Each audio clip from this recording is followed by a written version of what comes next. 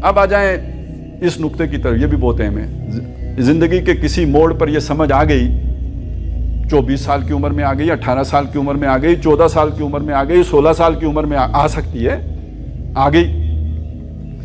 اس کے بعد بندہ چل پڑا، اسی طرح جنون سے چل پڑا جیسے ابھی میں نے جو تقاضا سامنے رکھا۔ پھر آخر اس کی 22، 24، 26 سال کی عمر میں شادی ہو گئی۔ اب نئے تقاضے سامنے آئے۔ مولانا مودودی رحمۃ اللہ علیہ کے واقعات، 2 مرتبہ یہ واقعہ کوٹ کیا گیا، 2 علیحدہ علیحدہ واقعات ہیں۔ کوئی رکن تھا،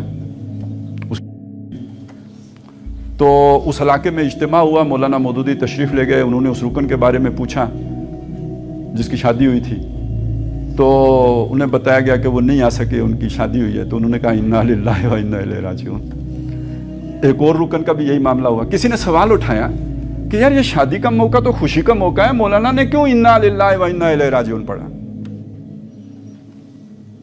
یہ تو الحمدللہ کہنا چاہیے تھا، اس پر تو خوشی کی بات تھی، تو ماشاءاللہ کہنا چاہیے تھا۔ یہ انا للہ کے یہاں پہ کیا مطلب ہے؟ تو جب شادی کے بعد اس سے پہلے ایک بندہ بڑی بھاگ دوڑ کر رہا ہو، اجتماعات میں بھی آ رہا ہو، کام بھی پورا کر رہا ہو، 18 گھنٹے بھاگ دوڑ کرتا ہو، اور شادی کے بعد ایک دم غائب ہو جائے، اس کا کیا مطلب ہے؟ یو ٹرن لے گیا۔ اس سے پہلے اس کے لیے کوئی دام فریب لگا ہی نہیں تھا نا، یہ پہلا پھندا لگا، پھنس گیا، پہلے پھندے ہی میں پھنس گیا۔ تو پھندا ایک نہیں ہے۔ اب آگے چلیے میں آپ کو بتاتا ہوں، کم از کم 8 ایسی محبتوں کا ذکر قرآن مجید نے کیا ہے۔ آباؤکم، ابناؤکم، اخوانکم، ازواجکم، عشیرتکم، اموال اقترفتموہا، تجارت تخشون کسادہا، مساکن ترضونہا۔ 8 چیزیں ہیں۔ باپ دادے، پوتیاں پوتے، اولاد، بیٹیاں بیٹے، بھائی بند، ازواج بیویاں اور بیویوں کے لیے ان کے شوہر، عشیرہ برادری، یہ کتنے ہو گئے جی؟ 5۔ اور 3 کون سے ہیں؟ اموال و اقترفتموہا، وہ مال جو محنت سے کمائے ہیں۔ کرپشن سے کمائے مال سے محبت نہیں ہوتی، محبت ہوتی ہے محنت سے کمائے ہوئے مال سے۔ اموال و اقترفتموہا، تجارت تخشون کسادہا، وہ تجارت جس کے کساد بازاری کا یا جس کے نقصان کا تمہیں دھڑکا لگا رہتا ہے۔ مساکن، گھر، ترضونہا، جو تمہیں دل لباتے ہیں، تمہیں پسند آتے ہیں۔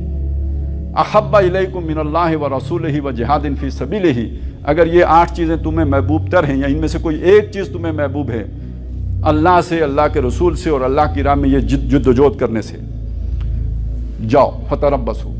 جاؤ کا مطلب کیا ہے؟ اللہ کی کوئی مدد تمہارے ساتھ نہیں ہے، جاؤ۔ یہ جیسے آپ کسی کو اپنے دفتر سے نکال دیں، گٹ آؤٹ، اور انتظار کرو حتیٰ یاتی اللہ بامری، یہاں تک کہ اللہ کا امر آ جائے، یعنی موت آ جائے، یعنی فیل ہو چکے ہو تم، نتھنگ ڈوئنگ، اب تم سے کوئی غرض نہیں ہے ہمیں، جاؤ اب موت کا انتظار کرو۔ اور کیا فیلیور ہے؟ واللہ لا یہدی القوم الفاسقین، ایسے فاسقوں کو اللہ کم از کم ہدایت نہیں دیتا، چھٹی، ہدایت سے محروم ہو چکے ہو۔ تو یہ 8 محبتیں، وہ تمہیں ایک بیوی تھی نا، یہ ایک پھندا نہیں ہے، 8 پھندے ہیں جو ہمارے دائیں بائیں لگے ہوتے ہیں، اور جو ہر وقت ہمیں پل کر رہے ہوتے ہیں، اور کس چیز سے ہٹا رہے ہوتے ہیں؟ اللہ کی راہ میں جہاد کرنے سے۔ کل کی بات بتاؤں، میرے ایک دوست ہیں پنڈی میں، ان سے ملاقات ہوئی، وہ رمضان میں ان کی کوئی ایکٹیویٹی نظر نہیں آئی، میں نے پوچھا خیریت، تو انہوں نے بتایا کہ جی حالات بڑے خراب چل رہے ہیں۔ یہ وہ شخص ہیں کہ جو کسی ایسے بڑے منصب پر فائز تھے کہ وہ تمام کلب کہ جن کی ممبرشپ جرنلوں کے پاس ہوتی ہے، ان کی ممبرشپ ان کو حاصل تھی، جو وہاں پہ بلا روک ٹوک صرف ان کے گاڑی پر وہ سٹیکر لگا ہوتا تھا، یہ وہاں جا سکتے تھے۔ جب یہ چیز انہیں سمجھ آئی تو انہوں نے وہ سارا کچھ چھوڑ دیا۔ تو گھر والوں نے تو مطلب والدین نے، ماں نے، بھائیوں نے سمجھا کہ یار یہ کوئی کسی نے جادو شادو کر دی ہے، بندہ فارغ ہو گیا۔ لیکن ابھی جو تازہ ترین انہوں نے صورتحال بتائی ہے وہ یہ ہے کہ ان کی اہلیہ بھی اب یہ سمجھتی ہیں کہ اس آدمی کے ساتھ گزارا نہیں ہے، ٹھیک ہے؟ تو اب وہ بہرحال مجھے پتہ ہے کہ انہوں نے سٹینڈ لینا ہے، تو ہو سکتا ہے، پتہ نہیں اب رشتہ چلے گا یا نہیں چلے گا، سمجھ آئی؟ تو اقامت دین میں تو پھر یہ سارے پاپڑ بیلنے پڑتے ہیں۔ یہ ہیں وہ مشکلات جب کسی ایک آدمی جو ایکٹیوسٹ ہوتا ہے نا، جو کمپرومائز نہیں کرتا باطل نظام کے ساتھ، جب وہ ان مشکلات کو دیکھتا ہے تو اس کے مقابلے میں بہتر سمجھتا ہے کہ بم باندھ کے پھٹ جائے، حالانکہ یہ زیادہ مشکل کام ہے، یہ روز مرنے کا کام ہے۔ یہ دیکھتے انگاروں پہ لیٹنا ہے یا نہیں ہے، لیکن یہ کہ روز کلیجے کے اوپر دیکھتے انگارے رکھے جاتے ہیں، نظر نہیں آتے کسی کو، روز جینا ہے اور روز مرنا ہے۔ اب یہاں ایک بات کہی گئی ہے کہ اگر آپ کو ایک دفعہ سمجھ آ گئی تو اس کا یہ مطلب نہیں کہ آپ رائٹ ڈائریکشن میں ہمیشہ چلتے رہو گے، سمجھ آنے کے بعد استقامت، ان الذین قالوا ربنا اللہ ثم استقاموا، پھر اس پر ڈٹ گئے، ساری زندگی ڈٹے رہے، ان پر فرشتے اترتے ہیں۔ یہ اللہ کے ولی ہیں، یہ اولیاء اللہ ہیں، یہ انصار اللہ ہیں، یہ سچے ولی ہیں۔ وہ ہوتے ہیں نا کسی پر نظر کرم، ان پر نظر کرم ہے، ان پر فیض جاری ہے، یہ فیض یافتہ ہیں، یہ منعم علیہم ہیں، جن پر اللہ کا انعام ہے۔ ان کی انگلی اللہ نے پکڑی ہوئی ہے، ان کو اللہ گمراہ نہیں ہونے دے گا، انہیں منزل مراد تک پہنچائے گا۔ یہ غلطی کرنے بھی لگیں گے تو اللہ فوراً ان کو متنبع کر دے گا یا تھپڑ مارے گا، سیدھا کر دے گا، ان کو ادھر ادھر نہیں جانے دے گا۔ یہ جو آزمائش آتی ہے یہ اسی لیے آتی ہے نا، آپ گاڑی نیچے اتارنے لگے، جب کوئی کھڈے میں لگے گی تو یار گاڑی نیچے ہو گئی ہے، اچھا ٹھیک ہے آپ واپس اوپر لے آئے۔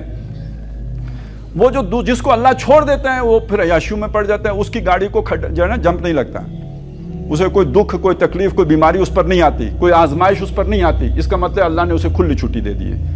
یہ ادھر ادھر ہوگا تو اس پر آزمائش آئے گی، اس کو فوری تپیڑ جو ہے نا اس کے منہ پہ چپیڑ پڑے گی تاکہ یہ واپس سیدھا ہو جائے، اس کو اللہ سیدھا رکھے گا۔ یہ منعم علیہم ہے۔ اسی لیے صحابہ پریشان ہو جاتے تھے اگر ایک سال میں کوئی تکلیف نہ آئے، کوئی دکھ نہ آئے، تو وہ کہتے یار کہیں اللہ نے ہم سے منہ نہ موڑ لیا ہو۔ اللہ کی محبت کا یہ انداز وہ سمجھے گا نا جو اس رستے پہ چلے گا، اور سمجھ آنے کے بعد جو پھر جائے گا، جس پر انا للہ و انا الیہ راجعون پڑھا گیا، تو یہ نفاق ہے۔ اسے دین میں ارتداد باطنی کہیں گے۔ اس نے اعلانیہ تو انکار نہیں کیا، اندر کی دنیا بدل گئی، اندر کی محبتیں بدل گئیں، یہ باطن میں تبدیلی آ گئی ہے، نظر کسی کو نہیں آئے گی، اللہ تو دیکھ رہا ہے۔ ان کو ہی فاسق کہا، واللہ لا یہدی القوم الفاسقین، اور اسی کو منافقت کہا۔ اور یہ جو منافقت ہے یعنی اس کا تعلق اس انسان کے باطن سے، اور قرآن مجید نے بہت سی جگہوں پہ یہ چیز بیان کی ہے، ان الذین آمنوا ثم کفروا ثم آمنوا ثم کفروا ثم ازدادوا کفرا ذالک بانہم آمنوا ثم کفروا فتوب علی قلوبہم۔ یہ اس لیے ہوا کہ یہ ایمان لائے تھے پھر کافر ہو گئے، اس لیے اللہ نے ان کے دلوں پر مہر کر دی۔ اب ظاہر ہے یہ ظاہری کفر تو نہیں ہے، عبداللہ ابن ابی نے ظاہراً تو کبھی کفر نہیں کیا تھا، یہ باطنی کفر ہے، یہ داخلی کفر ہے۔ اسی طرح آتا ہے کہ ان الذین کفروا بعد ایمانہم ثم ازدادوا کفرا، وہ لوگ جنہوں نے کفر کیا ایمان لانے کے بعد اور پھر کفر ہی میں بڑھتے چلے گئے۔ تو ایمان لانے کا مطلب کیا ہے؟ آپ کو اللہ کی معرفت کے ساتھ یقین ہو گیا اور اس کے نتیجے میں اپنی ذمہ داریوں کا بھی احساس ہو گیا، اور اس کے بعد کفر کیا ہے؟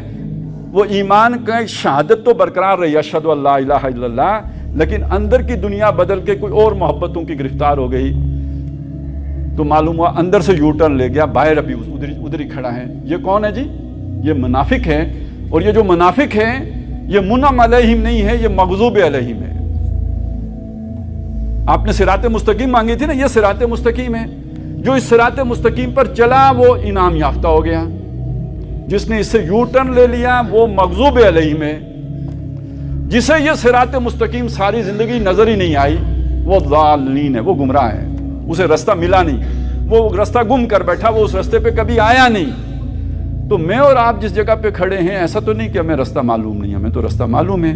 اب ہمارے پاس تو دو امکانات باقی رہ گئے، گمراہ والا تو رہا نہیں، ختم ہو گیا، رستہ تو دکھا دیا گیا، آگے دو امکانات، یا تو منعم علیہم ہوں گے جن پر انعام ہوا، یا مغضوب علیہم ہوں گے، ہمارے لیے کوئی تیسرا رستہ نہیں ہے۔ اور مغضوب علیہم کی بھی وہ شکل بنے گی کہ ان المنافقین فی الدرک الاسفل من النار، سب سے نچلے گڑھے میں ہوں گے۔ یہ وہ لوگ ہیں جن کے لیے رسول کی دعا بھی قبول نہیں ہوگی۔ سواء علیہم استغفرت لہم ام لم تستغفر لہم لن یغفر اللہ لہم، برابر ہو چکا ہے نبی، آپ بھی ان کے لیے استغفار کریں یا نہ کریں۔ اگر آپ ان کے لیے استغفار ایک جگہ پہ 70 مرتبہ بھی، یعنی بکثرت ہے، یہاں پہ تو یہ ہے کہ ہرگز اللہ انہیں معاف نہیں کرے گا، سوال ہی نہیں پیدا ہوتا کہ اللہ انہیں معاف کرے۔ تو جسے سمجھ آ گئی اس کے لیے تو امتحان اور مشکل ہو گیا، جسے نہیں آئی وہ تو صرف گمراہ ہے، جسے سمجھ آنے کے بعد جو ٹیڑھا ہو گیا تو وہ یعنی مغضوب علیہم میں۔ اور اب میں یہ تو وہ ساری باتیں جو میں نے قرآن مجید سے نکال کے آپ کے سامنے رکھی، تو اب میں یہ ایک بات کہنا چاہتا ہوں، یہ میرا ایک ججمنٹ ہے کہہ لیجئے، لیکن میں یہ دینا چاہتا ہوں کہ وہ لوگ کہ جنہیں اقامت دین کی سمجھ آ گئی، سمجھ آنے کے بعد وہ اس کی رستے سے پسپائی اختیار کر لی، انہوں نے منہ موڑ لیا، اس کے بعد اگر انہوں نے کچھ نہیں بھی کیا تب بھی وہ بہت بڑے، جیسے میں نے کہا مغضوب علیہم میں، لیکن خاص طور پر وہ کہ جنہوں نے اپنی اس بزدلی کو، اپنی اس کم ہمتی کو، اپنی اس بے دینی کو چھپانے کے لیے تعبیر کی غلطیاں لکھی، یعنی اس کو غلط ثابت کیا، یہ تصور ہی غلط ہے۔ جنہوں نے اسے جو ہے رد کرنے کی اور ہرانے کی اور ناکام بنانے کی اور اپنے استدلال سے کاؤنٹر اس کے لیے جو ہے وہ دلائل لے کر آئے، کاؤنٹر نیریٹو لے کے آئے، یہ بے دینی نہیں ہے، یہ بے دینی نہیں ہے، کیونکہ دین میں نے آپ کو سمجھا دیا کیا ہے۔ جو اس تصوری کو نہ مانے وہ بے دین ہے، لیکن جو اس تصور کو رد کرنے کے لیے کتابیں لکھے اور ساری زندگی کھپائے، یہ تو طاغوت کے اصل ایجنٹ ہیں، یہ دجال ہیں جو دینی روپ میں آپ کو نظر آتے ہیں۔ تو ان سے تو بہت دور رہنے کی ضرورت ہے۔ ان کے ہاں آپ کو علم نہیں ملے گا، زخرف القول ملے گا، ان کے ہاں آپ کو علم نہیں ملے گا بلکہ یہ کہ بے دینی ملے گی۔ لیکن یہ کہ جو دنیا کی طرف رغبت کر لے، شادی کے بعد مال و اسباب، بیٹے مجبور کر دیں، ان کا اچھا مستقبل مجبور کر دے، تو اس کو پھر ایسے ہی دانشوروں کا کاؤنٹر نیریٹو اچھا لگتا ہے، یار مودودی صاحب کو کچھ مسئلہ ہو گیا تھا، لگتا ہے کہ یہ لوگ جو ہے مجنون قسم کے لوگ تھے تو انہوں نے اس طرح کی دیوانوں والی باتیں لکھ دی ہیں۔ تو اصل تو دین کے مطالبے یہ نہیں ہے نا، اصل تو تم بھی خوش رہو ہم بھی خوش رہیں، تم بھی جلیبی کھاؤ ہم بھی جلیبی کھائیں، تو وہ والا دین ہمیں اچھا لگ جاتا ہے پھر۔ تو اس کو بھی قرآن مجید نے واضح کیا ہے، یہ سورہ حدید میں کیا ہے کہ جہاں جنہوں نے وہ محنت کی ہوگی، ایمان بھی حقیقی ہوگا، جہاد بھی ہوگا، ان کے لیے 2 روشنیاں ہوں گی جن کی مدد سے وہ پل صراط پار کر جائیں گے۔ جن کے پاس یہ محنت نہیں ہوگی ان کے پاس روشنی نہیں ہوگی، روشنی نہیں ہوگی تو پیچھے رہ جائیں گے، پیچھے رہ جائیں گے تو ان کو بلائیں گے یار ہم بھی تو مسلمان تھے، ہمیں بھی کیا ہم مسلمان نہیں تھے؟ الم نکم معکم، کیا ہم تمہارے ساتھی نہیں تھے؟ قالوا بلا، وہ مڑ کے کہیں گے کیوں نہیں، تم ہمارے ساتھی تھے، ولکنکم فتنتم انفسکم، لیکن تم نے اپنے آپ کو خود ہی فتنے میں ڈال دیا تھا۔ فتنہ کیا ہے؟ انما اموالکم واولادکم، وہ 8 محبتیں فتنہ ہیں۔ یہ دنیا کا یہ نظام جو باطل نظام ہے فتنہ ہے، اس فتنے میں تم نے اپنے آپ کو ڈالا۔ وتربصتم، تو گو مگو کا شکار ہو گئے کہ بھائی قربانی دیں کہ نہ دیں، اپنے سارے انڈے اس ٹوکری میں ڈال دیں یا نہ ڈالیں، گو مگو ہو گئی۔ ادھر ہی تمہیں پھر وہ دانشور مل گئے، انہوں نے کہا کاؤنٹر نیریٹو، تو تمہیں اس پر یقین آ گیا، اس پر شک ہو گیا، ورتبتم، اور تم شک میں پڑ گئے، وغرتکم الامانی، اور تمہیں دنیا کی خواہشات نے، دنیا کی امیدوں نے، دنیا کے منصوبوں نے دھوکہ دیا، حتی جاء امر اللہ، یہاں تک کہ موت آ گئی، وغرکم باللہ الغرور، اور بڑے دھوکے باز شیطان نے تمہیں اللہ کے بارے میں بھی دھوکہ دے دیا کہ وہ بڑا غفور ہے، بڑا رحیم ہے، خیر ہے، کوئی نہیں جہاد وغیرہ کرنے کی ضرورت، کوئی نہیں اتنی قربانیاں دینے کی ضرورت، وہ ویسے ہی ابراہیم سے اس نے اتنا کام کروا لیا تھا، ہمیں تو اس نے پیدا کیا ہے بوریاں اٹھانے کے لیے، مزدوریاں کرنے کے لیے، باطل کی خدمت کرنے کے لیے، باطل نظام کو سپورٹ کرنے، اس کا وفادار رہنے کے لیے نہیں۔ ہم سے بھی وہی مطالبے ہیں جو حضرت ابراہیم علیہ السلام سے تھے، ہر مومن سے یہی مطالبہ ہے۔ تو اللہ تعالیٰ ہمیں توفیق دے کہ یہ تقاضے پورے کر سکیں۔ اصل اقامت دین کا آغاز یہاں سے ہوتا ہے جب ہمیں یہ سمجھ ہو کہ اس نظام کے ساتھ ہمارا تعلق اب کیا ہوگا۔ اگر یہ سمجھ نہیں ہے تو پھر یوں سمجھیے کہ ہم نے اقامت دین کے تصور کو صحیح معنی میں سمجھا ہی نہیں. اقول قولی ھذا واستغفر اللہ لی ولکم ولسائر المسلمین.